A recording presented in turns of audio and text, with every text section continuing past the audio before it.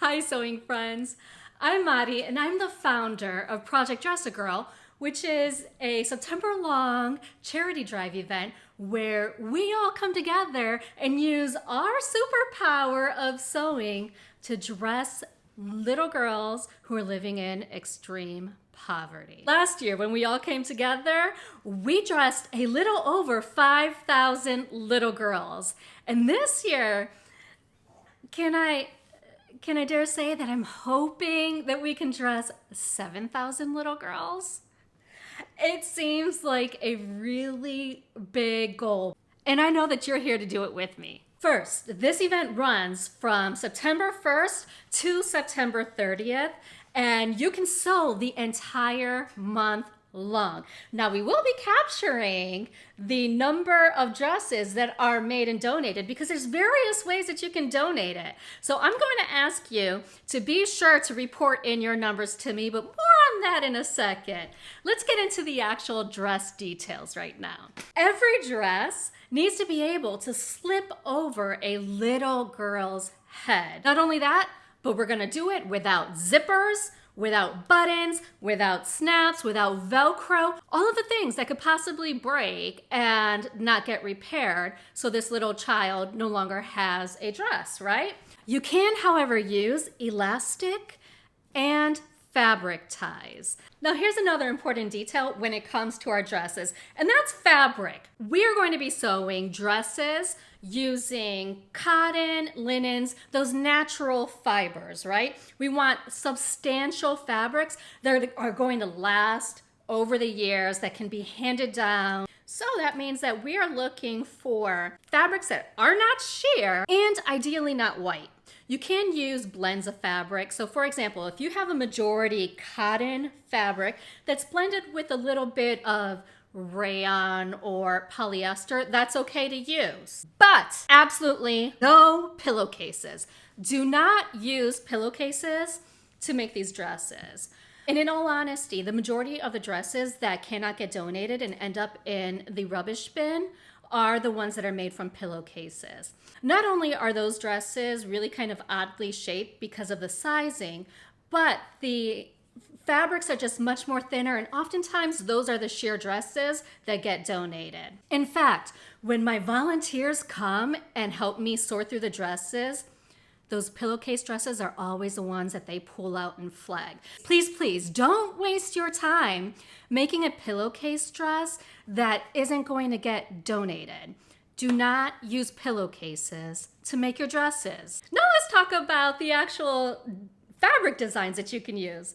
And you are welcome to get as creative as you would like with it.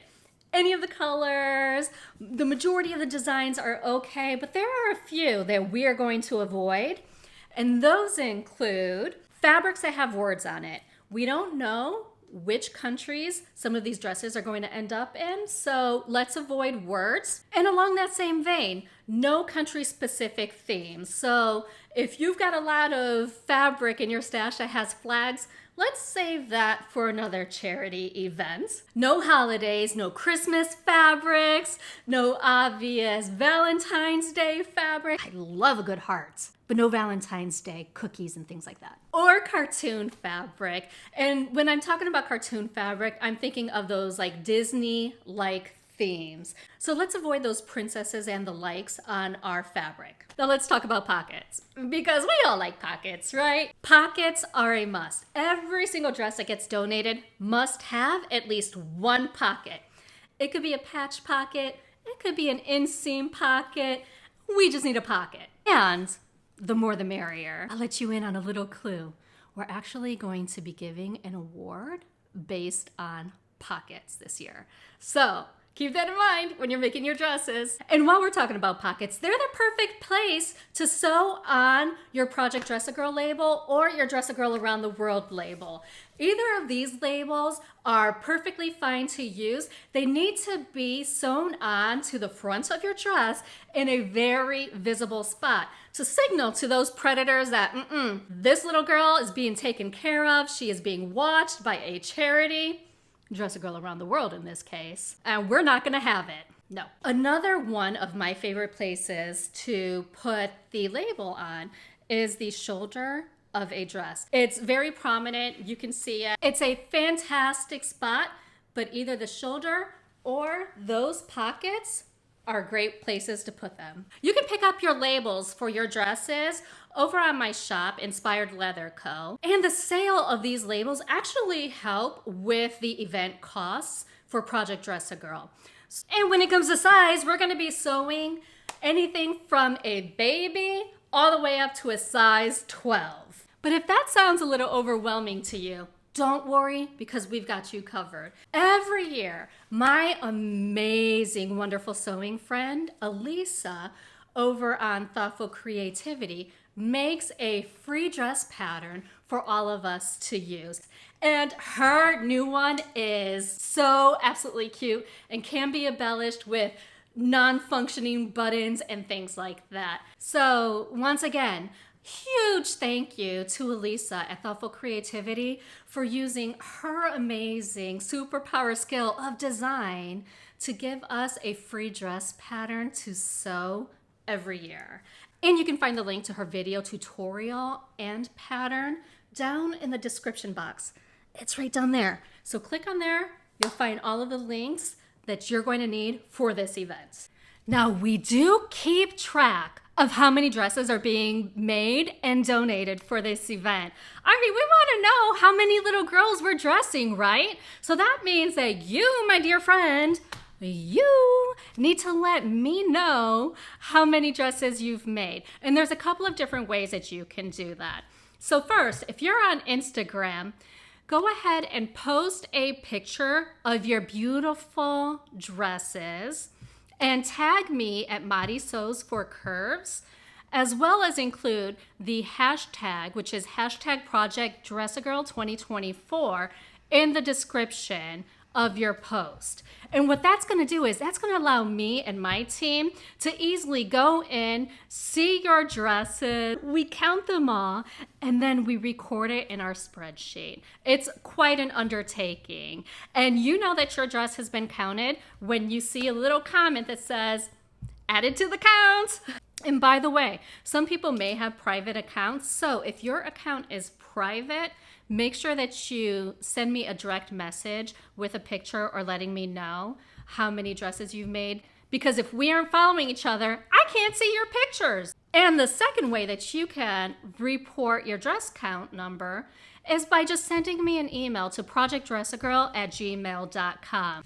And you all, this is really important. Every year, we get lots of people who don't report how many dresses they've made. And it affects our counts. We want to know how effective we're being in dressing little girls who are living in extreme poverty and don't have anything to wear. So please, I am begging you to let me know how many dresses you've made. Now let's talk about some of the fun and amazing things that you can expect throughout September. And you all, we're gonna have a good time. Every Sunday, we're gonna have live unboxings where I will open up the packages that have been sent directly to me for donation, share those beauties with you. They're great inspiration. You can just feel the love radiating out of these dresses. They're absolutely amazing. Every Sunday, 2 p.m. Eastern, we'll be doing that live here on YouTube. So make sure that you subscribe to this channel and go ahead and click that bell and turn on all of the notifications so that way you can see when I'm going live and you can join on in, ask questions. The comment section gets really chatty. It's a fun time. Plus, we're going to be doing special awards this year. We have a myriad of different YouTube creators here who are sharing their dress plans, giving you tutorials and all kinds of other great videos on Project Dress a Girl dresses. These amazing creators include Thoughtful Creativity, Practical Stitches, Hoosier Handmade, and KGFL Creations, Erin Sews, and What Mandy Made Next, Happy Space Creates, Anne Marie's Workshop, Pinky's Farm, Vox Atelier, Michelle sews again. We have In Agatha's Cottage, Christine sews a lot. She sews happiness, so little time, sewn by Tammy, and that one is a blog. Yeah, that one's written. 85th and Wade, So Chi Designs, Zelda sews, Running with Scissors, Adam sews, The Baker That Sews, Blossom Sandwich, Mountain Accents Sewing. We have Sisters of Stitchcraft, Just Me and My Fabric, Superbelle Sews, and more people joining every day. And I put together a calendar with not only their channels and videos, but also you can find different events, like sewing events, that you can show up to. So take a look at the calendar and see if something is available locally for you. And by the way, if you're hosting a get-together event that you want me to add to the calendar, just shoot me an email with those details and I'll be sure to add it. At this point, you might actually be wondering, well, how do I actually donate the dresses that I've made? No problem. There's a number of different ways that you can donate them. If you're here in the US, you can head on over into the description box. There's a link with the blog post with all of the details. When you scroll down to the bottom of that link, you will see a list of all of the Dress a Girl ambassadors who have opted in to receive your dresses for this September event and are eagerly looking forward to them.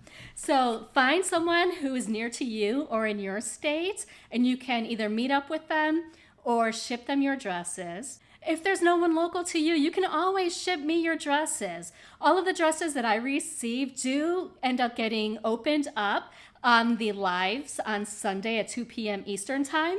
So if you send me your dress, you'll see it there. And my P.O. box is down in the description box as well, so that you can send that right on over to me. And if you're not in the U.S., we have country ambassadors in both the UK and Canada who are collecting dresses this year as well. So hopefully there's someone who's close to you. If there is not a person that is close to you in your country, you can always sew a dress and donate it to a child in need, and that will count towards our goal as well. So we're going to be making a difference here, one dress at a time. Our goal this year is 7,000 little girls who are going to be receiving new dresses, and I am certain that we can make it happen. If you have any questions, feel free to either email them to me or leave it down in the comments below. But while you're in that comment box, definitely let me know if you're going to be joining in this September for Project Dress a Girl 2024 and what your dress goal is. I can't wait to see where this year takes us.